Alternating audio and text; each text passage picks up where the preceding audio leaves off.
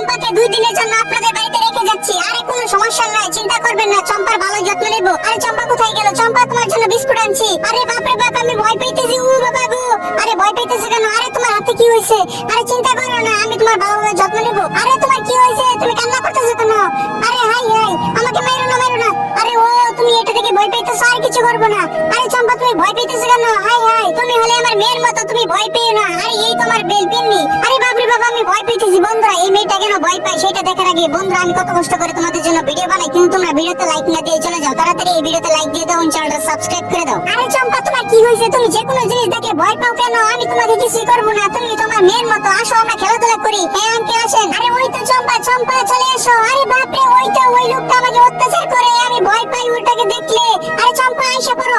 আরে এই যাইবে না, যাইবে না, যাও এখান থেকে। এই দেখো, আমি ত্রিপল লাইনে কল দিছি, তাড়াতাড়ি পালিয়ে যাও। আরে আঙ্কেল, আপনাকে অনেক অনেক ধন্যবাদ।